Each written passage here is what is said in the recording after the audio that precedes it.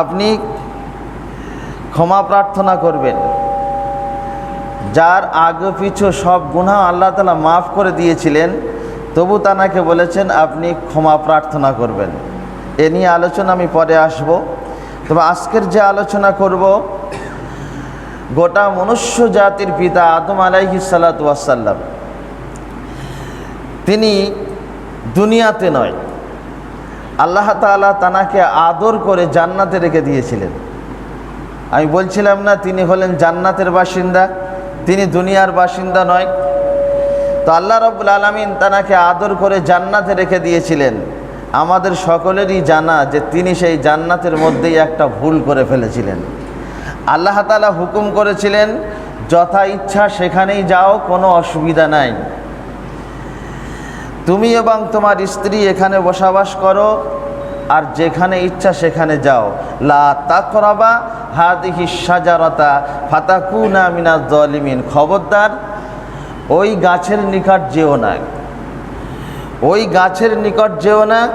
ওই গাছের নিকট গেলে তোমরা সীমালঙ্ঘনকারী হবে, তোমরা জালেমদের অন্তর্ভুক্ত হয়ে যাবে। তাই ঘটনা আমাদের জানা, শয়তান অনেক ক্রমন্তনা দিয়ে তাদেরকে গাছের নিকট গিয়েছিল, গাছের নিকট তাদেরকে নিয়ে গিয়েছিল এবং গাছ তারা ভক্ষণ করেছিল। যখন এই ভুলটা করে ফেলল আমাদের জাতির পিতা আদম আলাইহিস সালাতু ওয়াস সালাম, তখন আল্লাহ রাব্বুল আলামিন তাকে ডেকে জিজ্ঞাসা করলেন। সূরার নাম আরফ, আয়াত নাম্বার 22-23। আল্লাহ তাআলা বলতেছেন, ওয়ানাদাহুমা রব্বুহুমা আলাম আনহাকুমা আন তিলকুমাশ শাজারাতি ওয়া আকুল লাকুমা ইন্নাশ শাইতানা লাকুমা আদুউম মুবিন। আল্লাহ তাআলা আদম আলাইহিস সালামকে ডেকে জিজ্ঞাসা করলেন, আমি তোমার এবং তোমার স্ত্রীকে কি ওই জায়গায় যেতে মানা করিনি?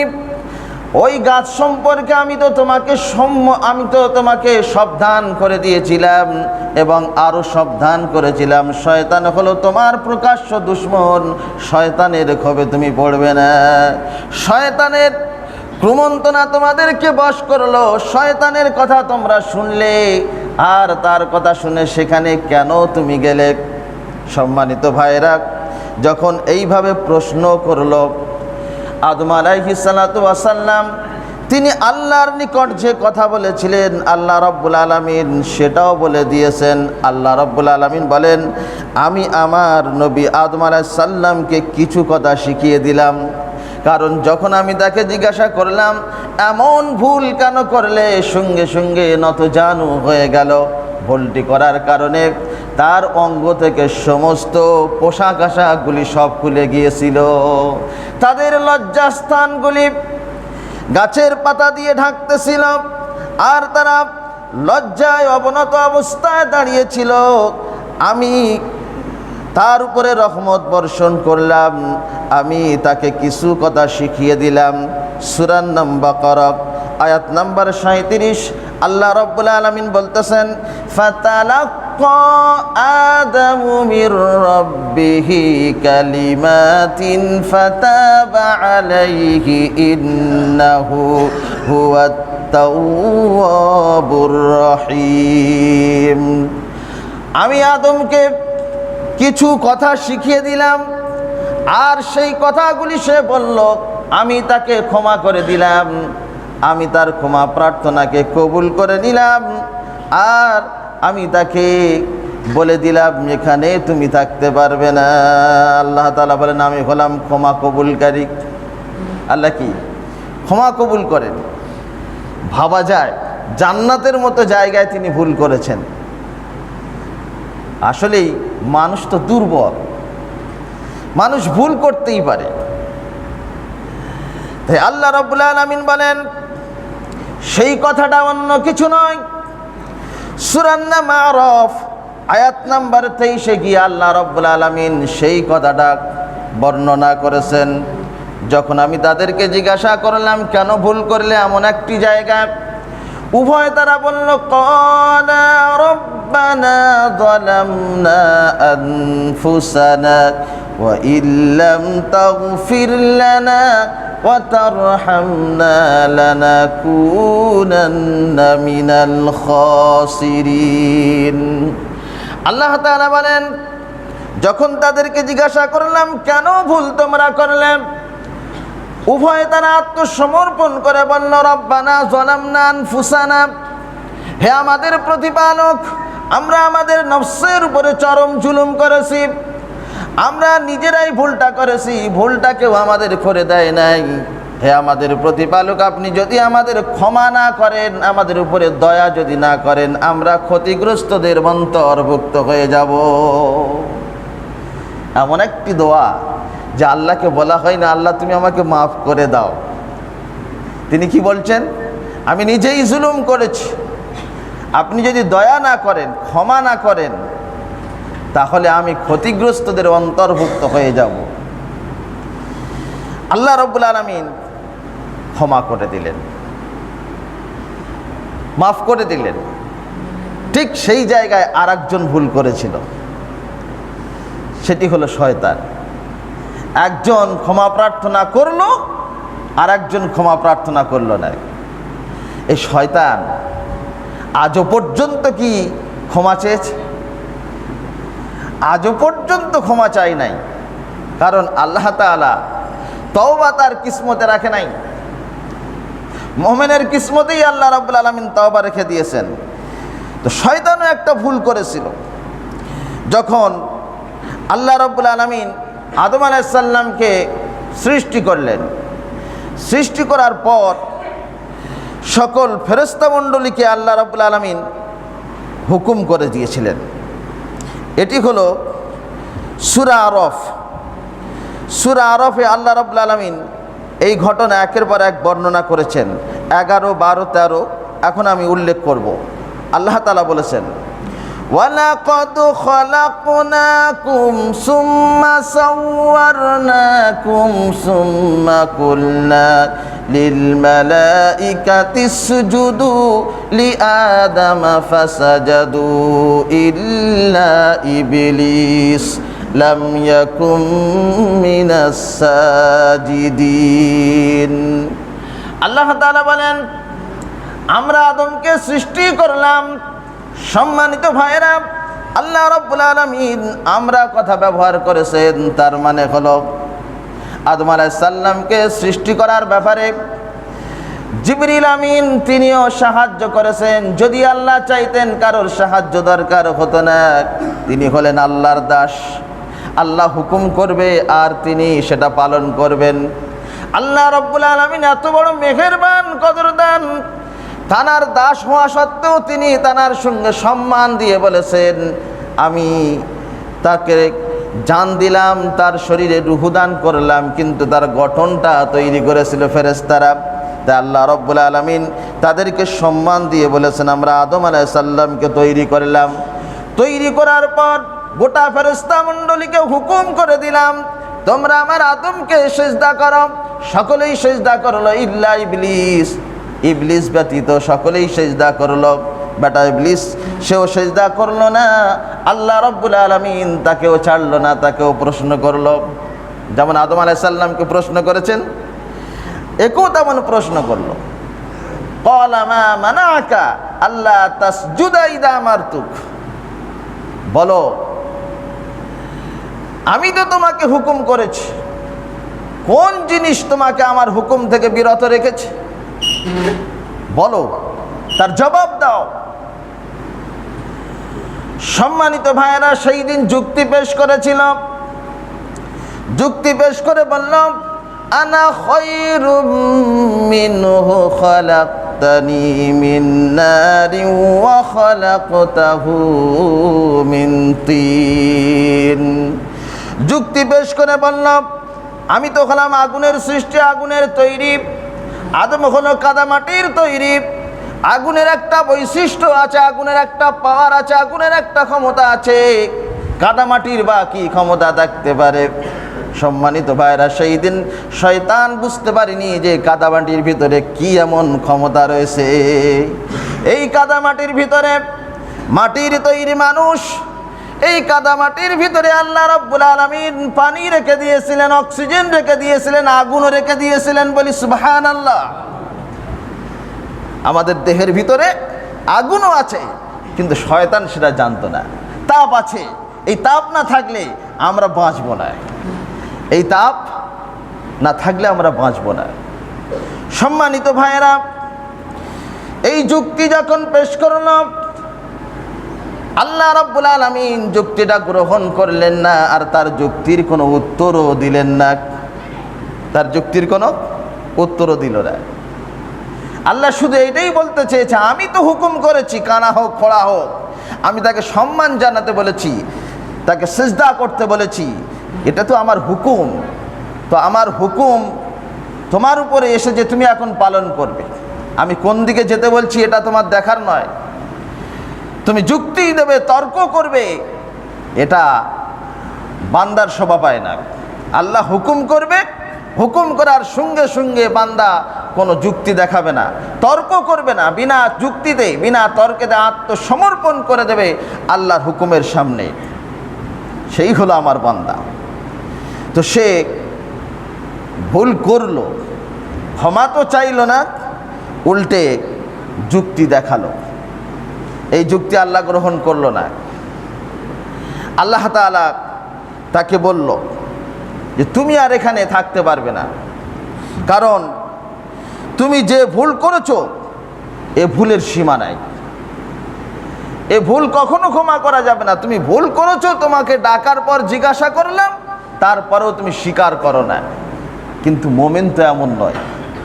মুমিনকে যখন বলা হবে তুমি ভুল করছো, সে যখন বুঝতে পারবে সঙ্গে সঙ্গে আত্মসমর্পণ করে আল্লাহ রাব্বুল আলামিনের কাছে ক্ষমা প্রার্থনা করবে।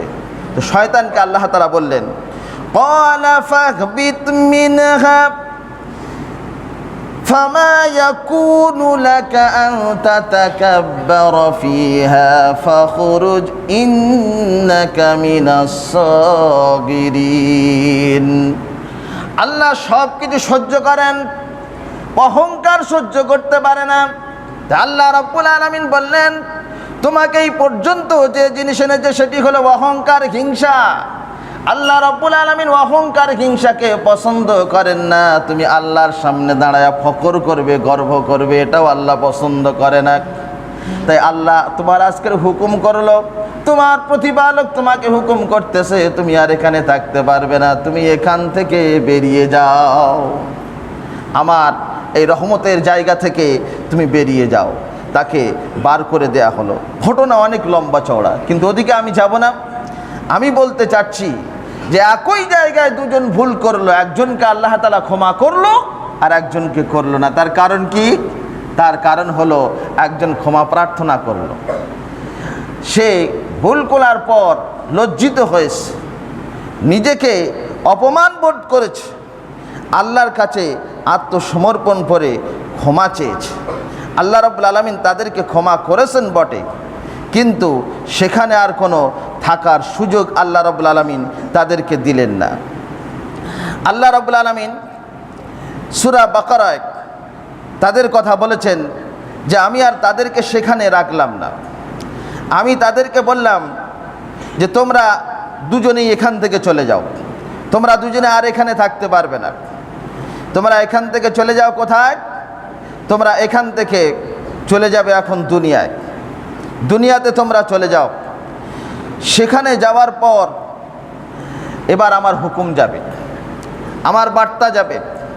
আমার হুকুম, আমার বার্তা ওই সময় যারা পালন করে চলবে, আমার হুকুম ওই সময় যারা মেনে চলবে, আমি আল্লাহ তাদের অন্তরে কোনো ভয় রাখবো না। আমি আল্লাহ তাদের অন্তরে শুধু ভয় নয়, তাদের মাথায় কোনো টেনশনও রাখবো না। আল্লাহ রাব্বুল আলামিন তাদেরকে বলে দিয়েছেন যে আমি তাদের নিরাপত্তা দেব, আমি তাদের নিরাপত্তা দেব, তাদের ভিতরে কোনো টেনশন রাখবো না। কিন্তু সূরা নিসাতে 17 নম্বর 18 নম্বর আয়াতে আল্লাহ তাআলা এটা পরিষ্কার বর্ণনা করে দিয়েছেন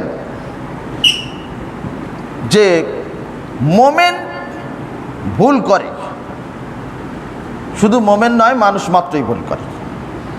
তো ভুল করার পর সে যদি এখন শয়তানের মতো যুক্তি খাড়া করে, তাহলে তার সঙ্গে তাকেও জাহান্নামে যেতে হবে। আর ক্ষমা চাওয়ার একটা সীমা আছে, ক্ষমা চাওয়ার একটা সময় আছে। সেই সময়ের ভিতরে আমাদেরকে আল্লাহর কাছে ক্ষমা চাইতে হবে। আল্লাহ তাআলা সূরা নিসার 17 নম্বর আয়াতে আল্লাহ তাআলা বলতেছেন, ইন্নামাত তাওবাতু আলাল্লাহি লিল্লাযীনা ইয়া'মালুনাস সুআ বিজাহালাতিন সুম্মা ইয়াতুবুনা মিন করিবিন ফাউলাইকা ইয়াতুবুল্লাহু আলাইহিম ওয়া কানাল্লাহু আলিমান হাকীমা। আল্লাহ তাআলা বলেন, প্রকৃতপক্ষে তাদের গুনাহগুলি মাফ করে দেয়া হবে, তাদের মন্দগুলি মাফ করে দেয়া হবে, তাদের ভুলগুলি ক্ষমা করে দেয়া হবে। যখন অজ্ঞতাবশত মূর্খতা অবস্থায় ভুল করে ফেলেছে, না জানা অবস্থায় ভুল করে ফেললো, যখন বুঝতে পারলো আমি একটা বড় ভুল করে ফেলেছি, সঙ্গে সঙ্গে আল্লাহর কাছে ক্ষমা চাইলো।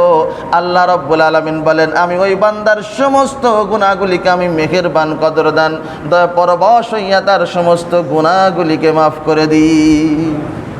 কারণ সে বুঝতে যখনই পেরেছে যে আমি ভুল করে ফেলেছি, এ ভুলের কোনো সীমা নাই। কিন্তু যারা ভাবে এখনো সময় আছে, এই তো বয়স মাত্র 30, বাঁচবো হয়তো 80 কি 100 বছর, তো মৃত্যুর নিকটবর্তী যখন হব তখন আমি ক্ষমা চেয়ে নেব। কিন্তু মৃত্যু কখন আসবে এটা কি মানুষ জানে? কোনো গণক বলতে পারবে? কোনো জ্যোতিষী বলতে পারবে? বললেও বিশ্বাস করলে কি হবে? কাফের হয়ে যাবে। কেউ বলতে পারবে না কার কখন মৃত্যু আসবে। ভূমিকম্প হলো, সকলেই তো মরে যাওয়ার কথা, কিন্তু 15 দিন পরে বলে এখনো মানুষ বেঁচে আছে। সুবহানাল্লাহ বলবেন না? এখনো মানুষ আল্লাহ বাঁচিয়ে রেখেছে, কারণ তার হায়াত রেখে দিয়েছে। তো এই রকম চিন্তা ভাবনা যারা করে, যখন বুড়া হয়ে যাব, যখন বুঝতে পারবে এবার মৃত্যু আমার সন্নিকটে, তখন আমি ক্ষমা প্রার্থনা করব, তাদের সম্পর্কে আল্লাহ তাআলা তার পরের আয়াতে বলতেছেন, ওয়ালাইসাতিত তাওবাতু আলাল্লাহি লিল্লাযীনা ইয়া'মালুনাস সাইয়্যাত হাত্তা ইযা হাদারা আহাদাহুমুল মাউতু ক্বালা ইন্নী তুবতুল আনা ওয়ালাল্লাযীনা ইয়ামুতুনা ওয়া হুম কুফফার উলাইকা আ'তাদনা লাহুম আযাবান আলীমা। সূরার নাম নিসা, এই সূরার 18 নম্বর আয়াতে আল্লাহ তাআলা বলতেছেন, ওদের গুনাহ ক্ষমা করা হবে না, ওদের পাপগুলি মাফ করে দেওয়া হবে না, ওদের ভুলগুলি ক্ষমা করা হবে না।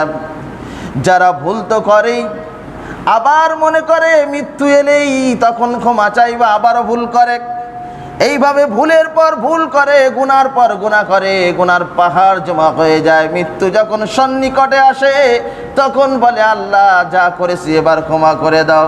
আল্লাহ বলে, মৃত্যুর নিশানা দেখার পর যে বান্দা ক্ষমা চায়, আমি সেই বান্দার কখনো ক্ষমা করি না, আর আমি তাদেরও ক্ষমা করব না।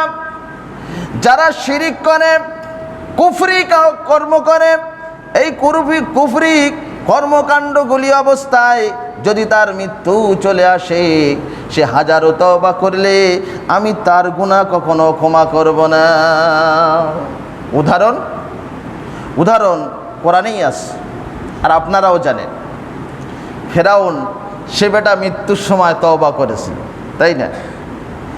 যখন দেখলো এখান থেকে বাঁচার আর কোনো উপায় নাই, অনেক কায়দা কৌশল করেছিল, তো যখন নীল নদে হাবুডুবু খাইতেছে তখনও একটা কায়দা করলো।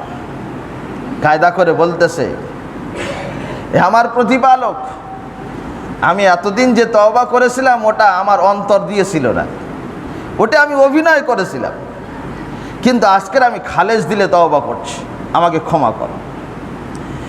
বারবার এই কথা বলার পর যখন দেখতে পেল যে আমি তো এই আযাব থেকে আর বাঁচব না, নীলনদ আমাকে যেন টেনে নিচেই নিয়ে চলে যাচ্ছে, আমি এত চেষ্টা করছি সাঁতার দিয়ে উঠে পড়ব, কিন্তু নীলনদের স্রোত আমাকে উঠতে দেয় না। সেই দিন যে কথা বলেছিল আল্লাহ রাব্বুল আলামিন সূরা আরাফে সেই কথা তিনি বর্ণনা করেছেন। সেই দিন আল্লাহকে বলেছিল আমানতু রাব্বি মূসা ওয়া হারুন। কত রকম কায়দা, শেষবারের মতো কায়দা করে বলল আমি ঈমান আনতেছি সেই রবের উপরে যেই রবের উপর হারুন আলাইহিস সালাম ঈমান এনেস, যেই রবের উপরে মূসা আলাইহিস সালাম ঈমান এনেস, সেই রবের উপরে আমি ঈমান আনলাম। আজকের ঈমানটা আমার খালেস দিলে আনলাম, একেবারে অন্তর দিয়ে আনলাম। আল্লাহ সেদিন মজা বুঝিয়ে দিয়েছেন, কায়দা অনেক করস, সব কায়দা জাদু হয়ে ফিনিশ হয়ে গিয়েছে, আজকের কায়দা আর কোনো কাজে লাগবে না। কি আমার বলার উদ্দেশ্য হলো এটাই, সেও তো মৃত্যুর সময় তওবা করেছে, আল্লাহ কি ক্ষমা করে দিল? আরে বলুন না, ক্ষমা করে দেয়নি, কারণ সে মৃত্যুর নিশানা দেখার পর তারপরে আল্লাহর কাছে ক্ষমা প্রার্থনা করেছে। তাই সম্মানিত ভাইরা, আমাদেরকে ক্ষমা প্রার্থনা করতে হবে, অ্যাডভান্স অগ্রিম ক্ষমা প্রার্থনা করতে হবে। কখন মৃত্যু আসবে আমরা কেউ জানি না। আর এই তওবা হলো মোমেনের একটি বিশেষ গুণ, কারণ তওবা যদি মোমেন না করে, তওবা ধরুন আমি করবই না, আমি ভুল করতে পারি না, এই কথা যে ভাবে আমি ভুল করতে পারি না বা আমি ভুল তো করি না, আমি কেন তওবা করব, এই উক্তিটা ছিল শয়তানের, যে আমি তো ভুল তো করি না, আমি ক্ষমা কেন চাইব। তাই সম্মানিত ভাইয়েরা, এই ক্ষমার অপশান যদি মোমেনের জন্য আল্লাহ রাব্বুল আলামিন না রাখতেন, আমরা কোথায় থাকতাম বুঝতে পেরেছেন? আমাদের কারোর কিসমতে জান্নাত জুটত না, কারোর কিসমতে জান্নাত জুটত না। যেমন হযরতে ইউনূস আলাইহিস সালামের কথা আল্লাহ তাআলা বলতে গিয়া তিনি বলতেছেন, সেই মাছওয়ালার কথা তুমি স্মরণ করো। ইউনূস আলাইহিস সালামকে আল্লাহ তাআলা বলেছেন মাছওয়ালা, ওয়াদান্নুনি স্মরণ করো সেই মাছওয়ালার কথা। ইউনূস আলাইহিস সালাম একটা ভুল করেছিলেন, তাই না? জাতির উপরে রেগে গিয়ে বদদোয়া করে দিয়েছিল, বদদোয়া করে দিয়ে এখন সে বেরিয়ে যাচ্ছে, নিজের মুলুক ছেড়ে চলে যাচ্ছে। কিন্তু নবীগণের এটা কখনো শোভা পায় না, আল্লাহর হুকুম না আসা পর্যন্ত তারা একটি পাও ফেলতে পারে না, আল্লাহর হুকুম না পাওয়া পর্যন্ত তারা তো কোথাও যেতেই পারে না। তাই আল্লাহর হুকুম না নিয়েই, আল্লাহর অর্ডার না নিয়েই তিনি মুলুক ছেড়ে চলে যাচ্ছেন। আল্লাহ রাব্বুল আলামিন কিন্তু ছাড়লো না, আল্লাহ রাব্বুল আলামিন ছাড়লো না। আল্লাহ রাব্বুল আলামিন সেই কথা স্মরণ করিয়ে বলতেছেন, ওয়াদান্নুনি ইয যাহাবা মুগাদিবান ফাযান্না আল্লান নাকদির আলাইহি।